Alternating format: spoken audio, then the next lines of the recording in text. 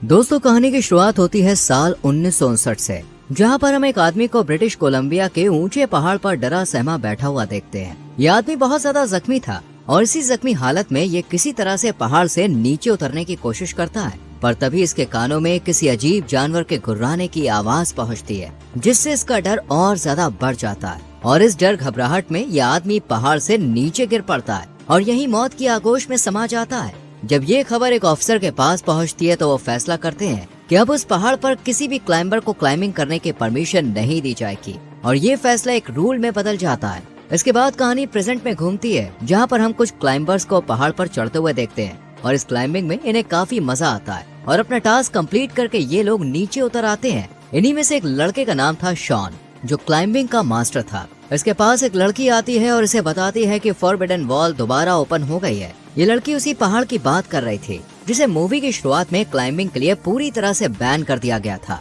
ये इन्फॉर्मेशन सुनकर हर कोई हक्का बक्का रह जाता है, क्योंकि 60 साल जितने लंबे अरसे के बाद उस जगह को फिर से ओपन किया गया था। शॉन यहाँ अपने दोस्तों से कहता है कि 60 साल पहले मेरे ग्रैंडफादर भी वहाँ गए थे, पर इसके बाद उनकी कहीं कोई जानकारी नहीं मिली। यानी कि मूवी की शुरुआत वाला आदमी शॉन का ही ग्रैंडफादर था, जिनकी खोजबीन में अब शॉन उस पहाड़ पर जाने का डिसाइड करता है ताकि दादा से जुड़ी जानकारी जुटा सके।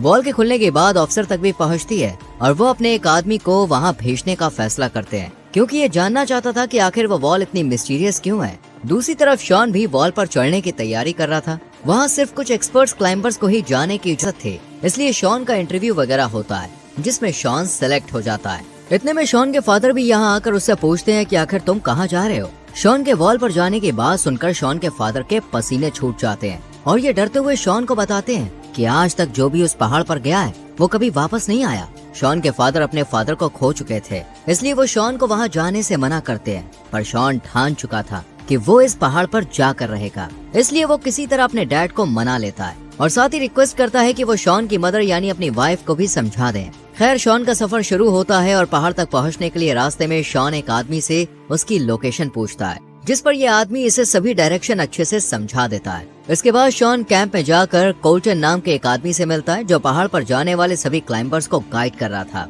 कोल्टन शॉन से कहता है कि अगर हमें किसी की मदद की जरूरत हुई तो हम टीम 2 को ऊपर बुलाएंगे, लेकिन अभी सिर्फ कुछ एक्सपीरियंस क्लाइंबर्स को ही भेजा जा रहा है, जिनमें शॉन शामिल नहीं था। इतने में शॉन के डैड उसे कॉल करके उसका हाल चाल पूछते हैं तो शॉन उन्हें यकीन दिलाता है कि वो एकदम सही सलामत है। दूसरी तरफ हम कोल्टन के साथ एक लड़की को देखते हैं जिसका नाम था कैरी। ये कोल्टन की असिस्टेंट थी और पहाड़ पर जाना चाहती थी, लेकिन कोल्टन साफ शब्दों में इनकार कर देता है और कहता है कि तुम्हें इस कैंप में रहकर यहाँ मौजूद लोगों की देखभाल करनी होगी। ये सुनकर कैरी काफी उदास हो जाती है और कोल्टन को कैरी की ये उदासी बिल्कुल भी अच्छी नहीं लगती, इसलिए ये उसे समझाता है कि अगर टीम 2 बनी तो मैं उसमें तुम्हारा नाम जरूर शामिल करूंगा। ये सुनकर कैरी के चेहरे पर स्माइल आ जाती है। इतने में यहाँ पर एक रेडियो ऑपरेटर आता है जिसका नाम था क्लाइंबर्स और कैंप के हेड्स के बीच कम्युनिकेशन को बनाए रखना। इसके बाद कोल्टन क्लाइंबर्स को जमा करके एक छोटी सी मीटिंग ऑर्गेनाइज करता है ताकि ये पहाड़ पर चढ़ने से पहले वहाँ के कुछ अहम नियम जान ले। कोल्टन इन्हें वार्न करते हुए कहता है कि वो पहाड़ बहुत ज्यादा रिस्की और डेंजर है,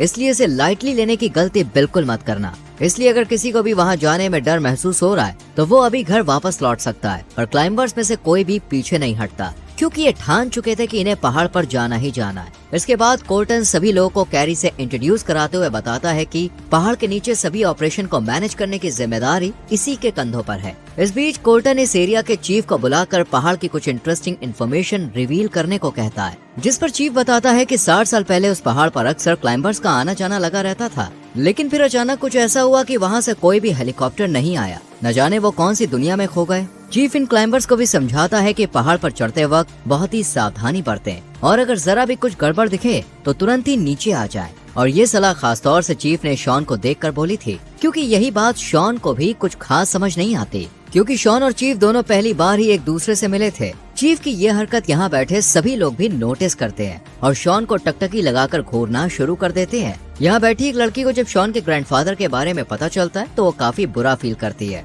मीटिंग खत्म होने के बाद अब बारी आती है क्लाइंबिंग की। स्टार्टिंग में सिर्फ 6 लोग क्लाइंबिंग के लिए आगे बढ़ते हैं। इधर रेडियो ऑपरेटर, जिसका नाम खुद भी रेडियो था, वो सभी पुख्ता इंतजाम कर देता है और इस बीच शॉन कैरी के पास आता है और हालातों का जायजा लेता है, जिस पर कैरी से सब कुछ नॉर्मल होने की बात बताती है। दूसरी तरफ क्लाइंबर्स मेहनत मशक्कत करके पहाड़ पर चढ़ रहे होते हैं और दिन ढलता हुआ देखकर पहाड़ के एक कोने में ही कैंप लगाकर वहीं रात गुजारने का फैसला करते हैं। अब तक सब कुछ नॉर्मल था, इसलिए ये क्लाइंबर्स भी बेफिक्र होकर कैंप में गहरी नींद में सो जाते हैं। जबकि पहाड़ के नीचे हम रात में शॉन को बाहर घूमता हुआ देखते हैं, जिसके पास चीफ आता है और शॉन को कहता है कि तुम्हारे दादा एक मिशन को पूरा करने के लिए पहाड़ पर गए थे, पर अफसोस वो अपने मकसद में कामयाब नहीं हो पाए, पर अब तुम उस मिशन को अंजाम तक पहुंचाओगे। शॉन को भी कुछ समझ में नहीं आता। ये देखकर अब चीफ एक ऐसा खुलासा करता है जिसे सुनकर शॉन भी हैरान रह जाता है। चीफ बताता है कि इस पहाड़ पर एक अननेचुरल एनर्जी है जो इंसानों को अपने कंट्रोल में कर लेती है। यही वजह है कि आज तक जितने लोग भी उस पहाड़ की चोटी पर पहुँचे हैं वो कभी जिंदा बचकर वापस नहीं आ पाए, क्योंकि वो एनर्जी की गिरफ्त में है। ये एनर्जी पहले तो उनके दिमाग के साथ खेलती है, जिससे क्लाइंबर्स को हेलुसिनेशन होने लगता है और वो अपना मेंटल कंट्रोल खो बैठते हैं। हालांकि शॉन को ये सिर्फ हवाई बातें लगती है, पर चीफ इसे यकीन दिलाता और कहता है कि हमारे पूर्वजों ने उस ताकत को मारने के लिए एक खास डंडा बनाया था, जिसकी मदद से अब तुम उस शक्ति को खत्म करने जाओगे जिस तरह तुम्हारे दादाजी गए थे। हालांकि वो इस काम को अंजाम नहीं दे सके और उस शक्ति के कंट्रोल में आकर मारे गए। शॉन को समझ में नहीं आ रहा था कि उसे चीफ की कहानी पर यकीन करना चाहिए या फिर नहीं। इधर हम क्लाइंबर्स को देखते हैं। लकी नाम का एक लड़का एक लड़की से कहता है कि मैं बहुत लकी हूँ, मैं कई बार मौत की दहलीज तक गया पर खुशकिस्मती से बचकर वापस आ गया। सूरज के निकलते ही फिर से ये लोग पहाड़ पर चढ़ना शुरू करते हैं, पर इस बीच कोल्टन को एक अजीब और बहुत ही खतरनाक सा विजन आता है, जिसे देखकर कोल्टन के पसीने छूट जाते हैं। कोल्टन जब अपने सभी क्लाइंबर्स साथियों से इस विजन के बारे में पूछता है तो ये बताते हैं कि उन्हें भी कुछ ऐसा ही दिखा है, जो कि काफी अजीब बात थी। कोल्टन बिना रुके आगे बढ़ता रहता है, जबकि कैरी और रेडियो इन लोगों से कांटेक्ट करने की कोशिश में जुटे होते हैं, पर वॉकी टॉकी बिल्कुल भी काम नहीं करता। यही वजह थी कि इनका क्लाइंबर्स के साथ कनेक्शन टूट गया था, जिससे ये दोनों काफी फिक्रमंद हो जाते हैं। इतने में कैरी के पास शॉन आता है और कहता है कि मुझे तुम्हें कुछ जरूरी बात बतानी है, पर कैरी इसकी बातों को सीरियस लिए बिना ही इसे यहाँ से भगा देती है। पर कुछ मिनट बाद ही इसे अपने रूड बिहेवियर का एहसास होता है और ये शॉन को समझाती है कि क्लाइंबर से कांटेक्ट ना होने की वजह से मैं टेंशन में थी, इसलिए तुम्हें बुरा भला कह दिया। शॉन भी कैरी की टेंशन समझकर उसे माफ कर देता है और चीफ की सारी बात इसके साथ शेयर करता है, पर कैरी इसे कहानी समझकर इग्नोर कर अपनी वैन में चली जाती है। जबकि दूसरी तरफ हम कोल्टन को कुछ परेशान देखते हैं, क्योंकि इसे अचानक से हेडेक हो रहा था, पर कोल्टन इसे नजरअंदाज करके दोबारा क्लाइंबिंग करने लगता है। कैरी के यकीन ना करने की वजह से शॉन थोड़ा उदास और परेशान हो गया था, इसलिए अब ये उस एनर्जी के बारे में अपने फ्रेंड को बताता है और वो इविल पावर का नाम सुनकर काफी हैरान होता है। इसके बाद सीन घूमता है क्लाइंबर लड़की पर, जो अपनी दोस्त ब्रेड को फॉलो कर रही थी, पर बीच में बड़ा पत्थर होने के बाद ये ब्रेड को देख नहीं पाती और इसे आवाज लगाती है, और जब ब्रेड उसे वापस रिप्लाई करता है तो उसकी आवाज बहुत ही खतरनाक और डरावनी सी होती है,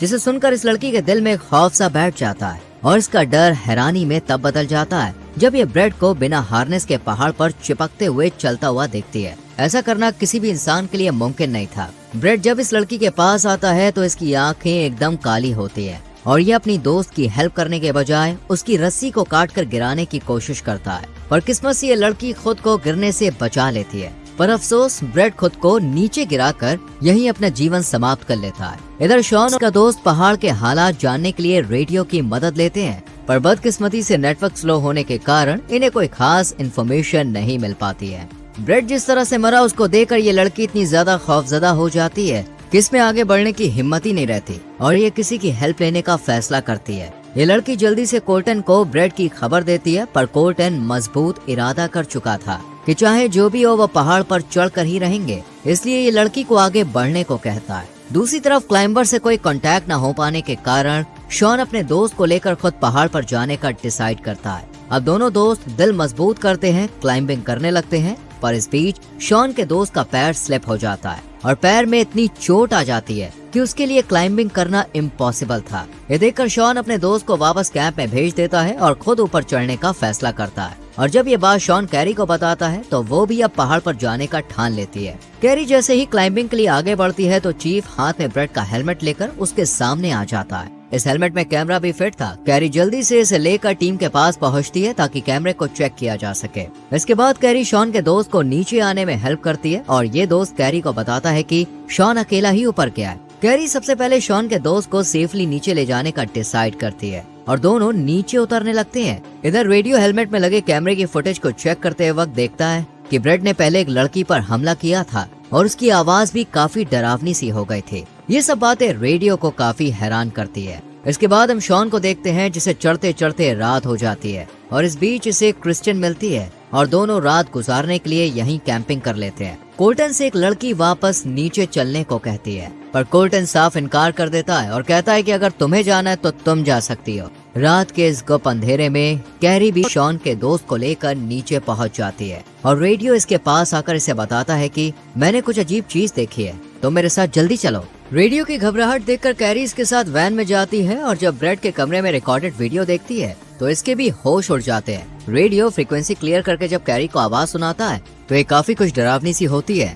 ये सब शॉन का दोस्त भी सुन और देख रहा था और ये घबराते हुए कहता है कि शॉन ने जो इविल पावर के बारे में बताया था वो सब सच है। जरूर पहाड़ पर कोई तो बुरी शक्ति मौजूद है जो अब सभी क्लाइंबर्स को अपना निशाना बनाने वाली है। और ऐसा ही होता है। पहाड़ पर सो रहे लकी का टेंट अचानक से हिलना शुरू हो जाता है और जब ये ऊपर देखता है तो अपनी साथी को देखकर इसकी हालत खराब हो जाती है क्योंकि वो पूरी तरह से पॉजेस्ड हो गई थी। इसकी आंखों का रंग भी काला हो गया था। ये लड़की पहले टेंट को तहस नहस करती है और फिर लकी को मारने की कोशिश करती है। इससे पहले कि ये लकी को मार पाती खुद ही नीचे गिरकर मारी जाती है। इधर शॉन को भी कुछ अजीब अजीब हेलुसिनेशन आते हैं जिन्हें देखकर शॉन भी काफी ज्यादा डर जाता है और इसे कुछ भी समझ नहीं आता। लकी जल्दी से कोल्टेन को जगाकर बताता है कि मेरे साथी ने खुद नीचे गिरकर अपनी जान दे दी है, यहाँ कुछ तो गड़बड़ है, इसलिए हमें अभी नीचे जाना होगा।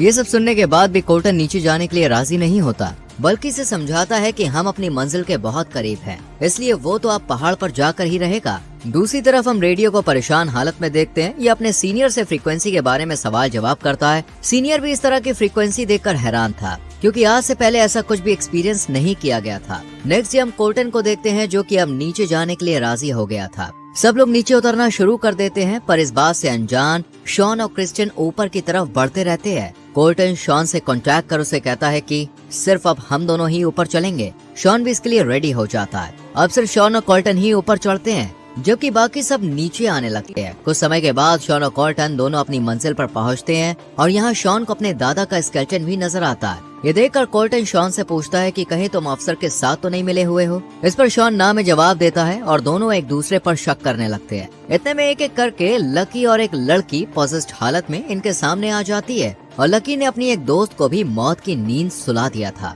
इस पहाड़ पर एक प्राचीन सा पत्थर रखा होता है जिस पर अजीब सी रेडिएशन थी। यह पत्थर किसी जादुई शक्ति का साइन लग रहा था। इविल पावर लड़की को अपने कंट्रोल में कर उसके हाथ लकी को मार देती है। इसके बाद ये लड़की कोल्टन पर भी अटैक करके उसे लहूलुहान कर देती है। तभी शॉन को चीफ के दिए गए डंडे का ख्याल आता है और ये जल्दी से डंडे से इस जादुई पत्थर पर वार करता है। ऐसा करते ही पत्थर शांत सा पड़ जाता है और लड़की एकदम नॉर्मल हो जाती है, मानो इसी पत्थर ने उसे पॉसेस कर रखा था। कोल्टन भी सिसकते हुए दम तोड़ देता है। ये सब मंजर देखने के बाद लड़की शॉन से कहती है कि अब हमारा यहाँ से जाना बहुत मुश्किल है, पर शॉन इसे बताता है कि मेरे पास पैराशूट है। इसके बाद दोनों एक ही पैराशूट से नीचे की तरफ आ जाते हैं और इस तरह से सिर्फ ये दोनों इस मौत के कुएं से सेफली बाहर निकल आते हैं। ऑफिसर को भी जानकारी मिल जाती है कि उस पहाड़ पर कौन सी रहस्यमय चीज मौजूद थी। अपना मकसद पूरा करने के बाद शॉन अपने घर वापस आ जाता है और इसके फादर इसे वापस जिंदा देखकर बहुत खुश होते हैं। शॉन अपने दादा के स्केलेटन के बारे में अपने फादर को बताता है। इसके बाद हमें कोल्टन दिखाया जाता है जो वापस जिंदा हो जाता है और इसकी आंखों का रंग एकदम ब्लैक हो जाता है और इसी सस्पेंस और खौफनाक सीन के साथ मूवी का दी एंड हो जाता है। तो दोस्तों कैसी लगी आपको ये एडवेंचर से भरपूर मजेदार मूवी? हमें कमेंट करके जरूर बताएं। वीडियो को लाइक